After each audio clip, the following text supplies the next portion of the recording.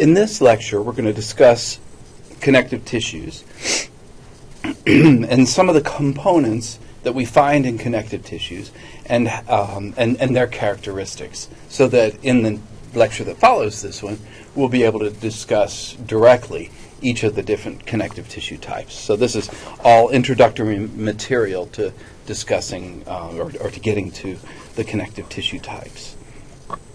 So connective tissue is the most abundant tissue in the body, certainly by weight. And it's super diverse. It includes tendons and ligaments, and bone, and cartilage, fat, and the blood as well. So lots of different tissues are connective, are included or grouped together as connective tissue.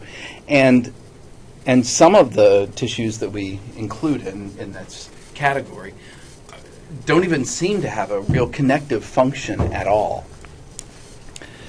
It's the connective tissue that forms the framework on which we find epithelial tissues. It's the connective tissue that makes that basement membrane that supports and helps to give some structure to epithelial tissues. And it's also the material in which, the tissue in which muscle and nervous tissues are embedded. So here in the pictures, I've got some images that are showing the tendons. So that's all that are associated with the ankle. And then here's the big Achilles tendon, also called the calcaneal tendon, after this bone here, the calcaneus. And then these are red blood cells. Now, this is a picture taken with an electron microscope, and electron microscopes only see in black and white, so they've been falsely colored afterward. But you can see the red blood cells, and then these dudes here are white blood cells. So they have a variety, with all this great diversity in the types of tissues that make up connective tissue. There's certainly going to be a lot of different functions that connective tissue performs. Sorry about all the noise there. I'm turning my page over. They bind structures together. That would be, for instance, areolar tissue, which helps to bind epithelial tissues to underlying muscle. For instance, they're just beneath the skin. And the tendons and ligaments that bind together bone and muscle, or bone and bone. They also can provide support and protection. For instance, the cartilage and the bone tissues are very protective and supportive to the body. Of course, the brain, probably the most delicate and sensitive organ in the body, is completely enclosed in the in the skull and is completely protected there by the bony tissue. And then we even see functions of transport in connective tissues. The blood and the lymph are carrying materials from one place in the body to another, carrying waste, stuff that we want to get rid of from one place, from where those wastes are produced to the kidneys so that they can be removed from the blood. So a huge variety of functions. We see energy storage and insulation to the body in adipose tissue, and defense of the body in the white blood cells and the work that they do to initiate an immune response. And of course, there's more, but I think that gives you a good sense of the great variety of functions that we can think about when we see or talk about connective tissue. So looking at these pictures here, this is just a piece of some adipose tissue, fat, that was dissected from a dead body. And you can see how yellowish it looks. That's because the dietary fats, the triglycerides, have this yellowish color. This is a close-up of fatty or adipose tissue. That's an adipose cell, or the fat droplet was in this space, this white space of, let's see if, it's hard to tell what that was the cell, but it may have been like this. I think that was, with this being the nucleus right there in that corner. Here's a nucleus. Perhaps it's associated with this cell. So the fat droplet gets so huge in these cells that it actually forces all the other cellular parts off to the side. And here's a white blood cell, this one here. that goes around looking, checking, sensing other cells to make sure that they belong in the body. So some of the characteristics associated with connective tissues include the blood supply that they possess. And there's a lot of variety in vascularity. And hopefully everybody remembers VASC. That is reference to the blood vessels. So some connective tissues are very richly vascularized. Bones, for instance, have a network of blood vessels that run throughout the bone, carrying nutrients to all of the cells, the living cells that are found scattered throughout the bone tissue. Adipose tissue also has a very rich blood supply, so that we can shuttle all that extra glucose off, or not glucose, we can shuttle all the triglycerides off to the adipose tissue so that it can store it away for us. Some of them are moderately poorly vascularized. Wow, that suddenly got hard to say. So tendons and ligaments, they do have a blood supply, but it is fairly limited. And some are mostly avascular. So most cartilages, for instance, are avascular. Here we're looking at the meniscus. That's a cartilage of the knee. And in side view, you can see that the wider portion of the meniscus is vascularized, but there is a significant portion that is trapped in between the bones, not trapped, but they're found in between the bones of the knee, and that portion has absolutely no blood supply at all. And so damage to the cartilage here just is not going to be repaired. And so the the fix for that is usually to go in and excise, to cut away the damaged material, the part that won't heal.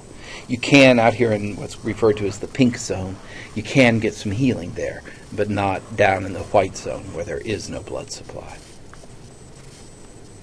So when we think about what's found in a connective tissue, there are three components that are found in all connective tissues. First, there's a specialized cell, and the book gives us a nice list of cells. We'll look at those in a minute. And then there is all the extracellular material that's referred to as extracellular matrix. And there are two components to extracellular matrix. There's the ground substance. This is a specialized fluid, or frequently a gel, that is filled with dissolved proteins and nutrients and other molecules.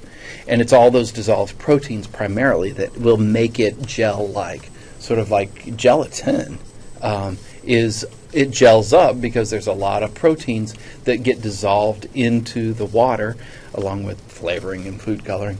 But when it cools, it's the proteins that are binding together that cause it to gel up. It's the same thing in the ground substance. If that fluid has a whole bunch of proteins in it, they will trap water molecules in such a way as to create a gel. And then there are also protein fibers.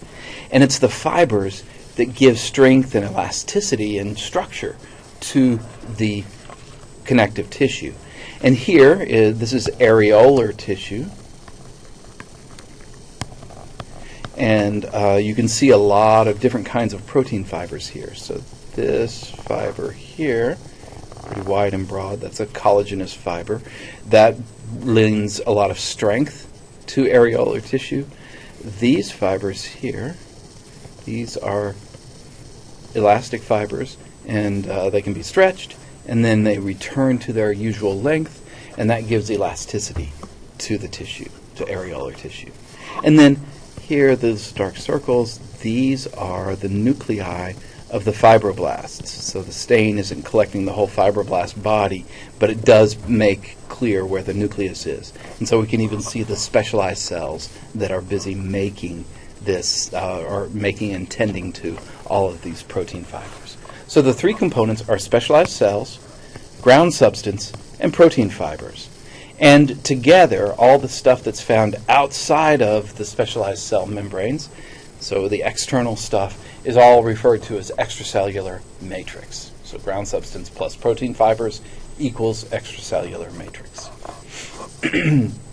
Connective tissues, excuse me, I've got something in my throat here.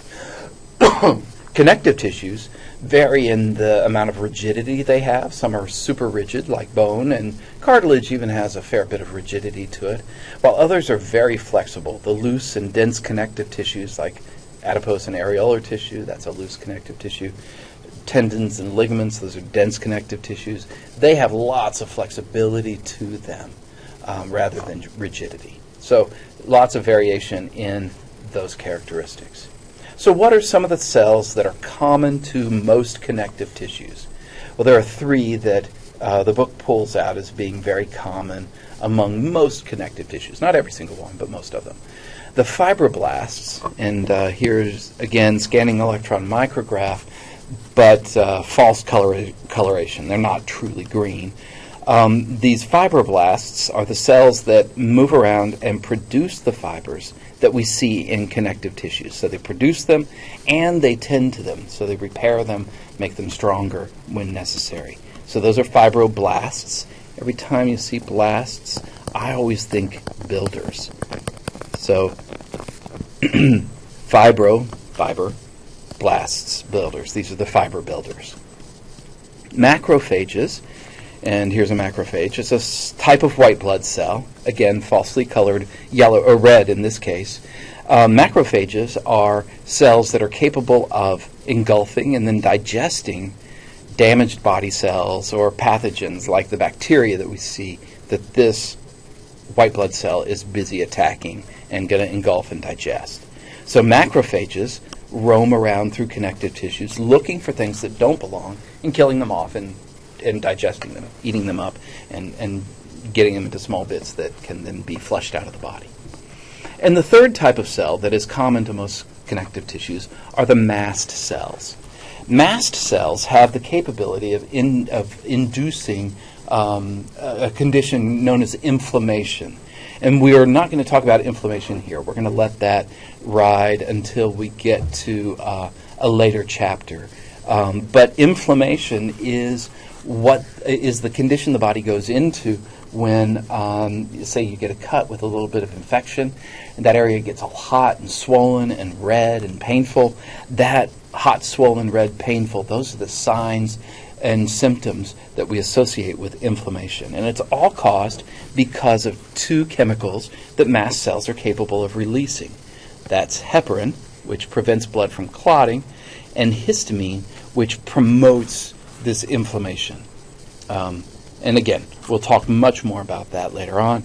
And there are many other cells as well, but these are the ones that are very common in most connective tissues. So protein fibers are also an important component of a connective tissue. They're in the extracellular matrix. And there are three primary protein fiber types that I want to introduce to you. The first are the collagenous fibers, and their characteristics include, as the name would suggest, they're composed of a protein called collagen that is arranged in a collagenous fiber in long, straight, very thick bundles. They're very flexible, so they bend easily, but they're not elastic. They don't stretch. And they have what's known as high tensile strength. That means you could play tug of war on them, and that collagenous fiber will not break very easily. Pulling on both ends, it has lots of strength in that direction. They're also known as white fibers because these collagenous fibers, when they are found in dense collections, have a glistening white appearance. So if you think about the white of the eye, that's called the sclera. The white of the eye is composed primarily of these collagenous fibers. And we find them especially abundant in ligaments, tendons, but also in bones and in the basement membrane, where they're right between the epithelial layer and the connective tissue layer. And they're in the basement membrane. They're kind of laid down like this. Notice how they're kind of arranged all higgledy-piggledy, running in all kinds of directions. And that gives basement membranes, or any other connective tissue where they're arranged like this, great strength as we tug in all directions. So regardless of the direction we tug in, there are going to be fibers there that are going to resist that tug, that will give strength to the basement membrane or whatever irregular connective tissue that we're dealing with. The second kind of fiber are elastic fibers, and these are composed of this spring-like protein called elastin. Yay! Finally a word that makes some sense in anatomy and physiology. And they form these branching, kind of wavy fibers. They're fairly large-looking fibers. They stain very darkly. As these fibers stretch, or as you tug on them, the fibers stretch and lengthen. But when you let go of an elastic fiber, it recoils to the prior length and shape. So this is what gives springiness or stretchiness to connective tissues as well. And they're referred to as yellow fibers because they have a yellowish color. So collagenous fibers are white, elastic fibers are yellow. And they're found, where, of course, elasticity is very important. So the lungs have a lot of elastic connective, or these elastic fibers, so that as we breathe in, we stretch them, and when you let go of that breath,